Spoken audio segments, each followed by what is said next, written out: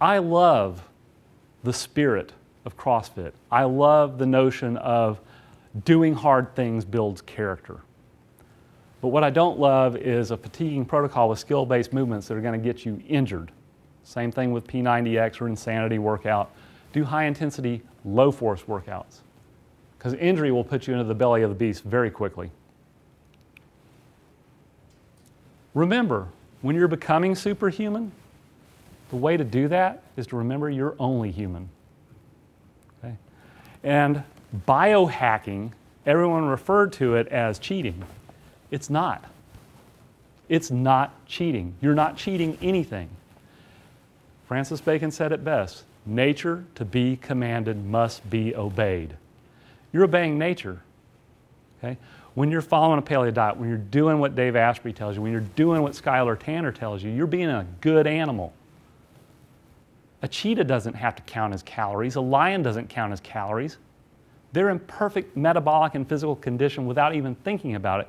The same's true for us. The reason it seems like such hard work is we've become so far removed from the evolutionary dictates that made us what we were meant to be. The other thing you want to do is what I call black swan avoidance, or my dirty dozen plus one. So let's talk about them. Big car. Regardless of how you feel about the environment and global warming, if you want to survive, buy the biggest freaking vehicle you can afford. Take it from an ER doctor. Force is mass times acceleration. At equal speed, if you got the bigger car, you win. Okay? If you can't afford a really big car, just make sure your biggest risk in a car accident is to suffocate from all the airbags. Okay? That's the number one thing that's going to kill you. Number two, do not ever get on a four-wheel ATV. Okay? That means little four-wheelers that you run around on the beach. That means gators. Okay? Last week, 11-year-old child driving a gator, dead. Okay? I had to go tell the mother. The mother let him drive the thing. Okay? If you want to die, if you want to get paralyzed, you want to spend the rest of your life in a wheelchair, fart around on those things. Roads are for cars. Okay? I'm a cyclist. I was a road cyclist all through college. Okay? I had some really close calls. I've known 2 cyclists that were friends of mine that have been killed. People jogging on the roadside get killed all the time. People are idiots. People have always been idiots. And my friends that got killed was before text messaging was even invented. Okay? So find a place to do it that doesn't involve you and traffic. For pilot. What does pilot mean? All right. You have great success in life. You become a neurosurgeon, orthopedic surgeon, internet guru, you make your millions. I'm going to take up flying. Only fly if you're a professional pilot. If you're a part-time pilot, your skills are not going to manifest well enough for you to not crash that thing and kill yourself. So, if you're going to be a pilot, be a professional pilot. Okay? Having said that, though, even if you're an amateur pilot, your chances of dying are way smaller than this one.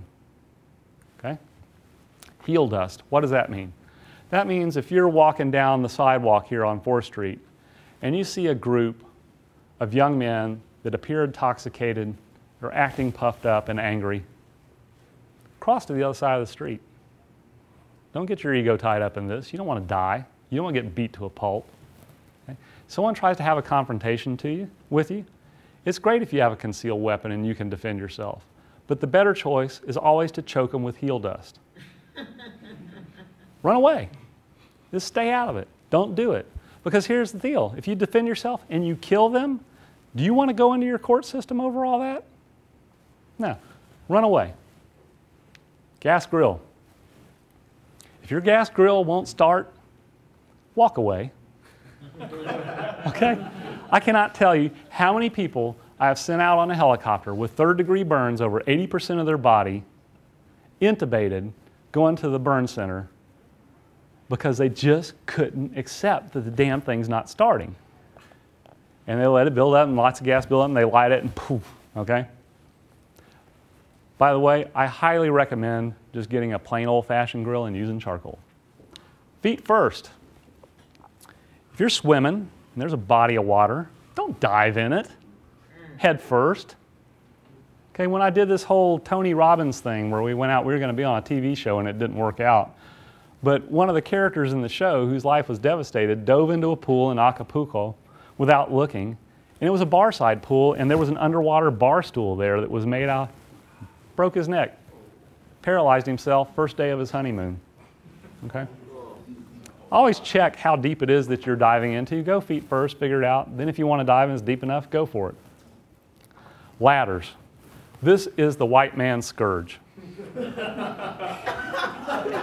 I have seen more middle-aged white dudes pine box themselves trying to hang a set of freaking Christmas lights or get a shingle off the roof or whatnot than I can shake a stick at. I mean, it is unbelievable.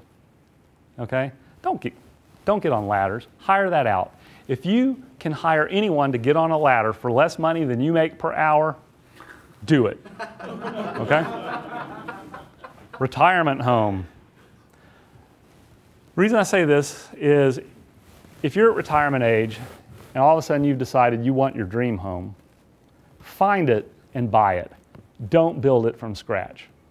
The number of people that have died from an acute myocardial infarction or cardiac arrhythmia, and we live in a resort area, so a lot of people come to build their dream home on the lake. The number of people that have died as a result of the stress of fighting with the contractor and trying to build a home from scratch at retirement age is more than I can count. It's a weekly occurrence. Now there may be some selection bias there, but find one that's already built.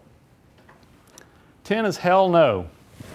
Okay, so you're out at a shopping center and someone comes up to you, this is particularly true for women, pulls a gun on you and says, get in the car. Your answer is, hell no. You shoot me right here in this parking lot in front of everyone with the cameras on. I ain't going. Do not ever get in a car at the point of a weapon. You will most certainly die, but not until you have really, really suffered. Hell no. Bad relationships. Okay? 15% of the population, statistically speaking, are psychotic antisocial personality disorders. Okay? You're going to encounter some people, and when you find your interaction with them is very fatiguing or makes you emotionally upset, and that's a recurrent pattern, ditch that person immediately. I don't care if it's an employee or a close relationship or someone that you grew up with or a family member.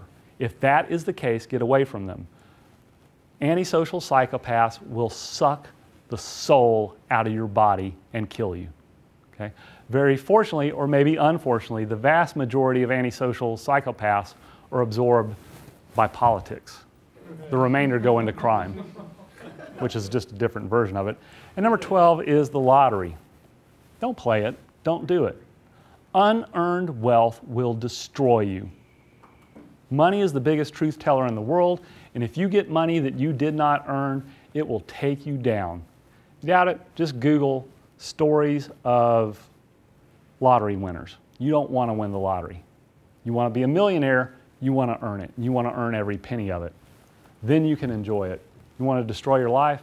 Be a lottery winner. Be an NFL player. NFL stands for not for long. The best thing that ever happened to Keith Norris was a career-ending knee injury. Okay? The average life expectancy of an NFL football player is 56 years.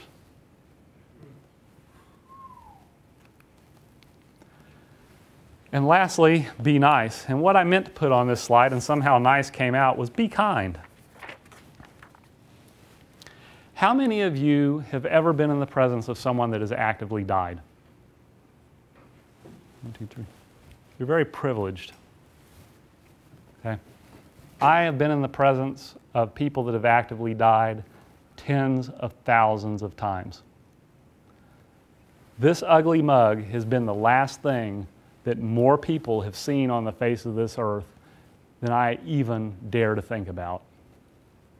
Okay? Being kind is the most important thing for your health. It's the most important thing for you as an individual. It's the most important thing for our society. People talk about capitalism being dog eat dog. It's bullshit. The essence of capitalism is kindness. And the essence of kindness is you do not initiate force against anyone. That's the essence of kindness. When I went down to Starbucks and I ordered a Grande Americano, the lady said, that'll be $2.63. She swiped my credit card, she gave me coffee. I said thank you, she said thank you. She wanted my money more than she wanted the coffee, I wanted the coffee more than she wanted her money. Mutually beneficial trade is kind. You want to be kind. You want to be kind in every realm. One of the biggest dangers with kindness is Dave talked about our forebrain, and Greg talked about this huge forebrain that we have. It's very important for communication. And it's what's lacking when you communicate over the internet or over the cell phone or by text messaging. There's a very strange version of stroke called abulia. When you have a stroke in the frontal lobe of your brain, I can walk up and talk to the patient, I speak to them, and they just look at me with this deadpan face, and their answer doesn't come out till 10 to 15 minutes after I ask the question. But I can give them a cell phone and call them, step outside the room, and get a complete history from them, because they're communicating in a mechanism that does not involve facial recognition in the prefrontal lobes of the brain. Okay? Realize that when you're communicating over the internet and when you're flaming someone on the internet and you're getting in these little pissing matches, that you're not engaging your frontal lobe. You're saying things that you would never say to someone's face because you know damn well you're likely to get punched or killed. Kindness matters because we all must die. And no matter how you try to extend your life, ultimately, unless we figure something out, which we may well, we all must die. And I'll leave you with the words of Ron Harris, who wrote The End of Faith. And he said this: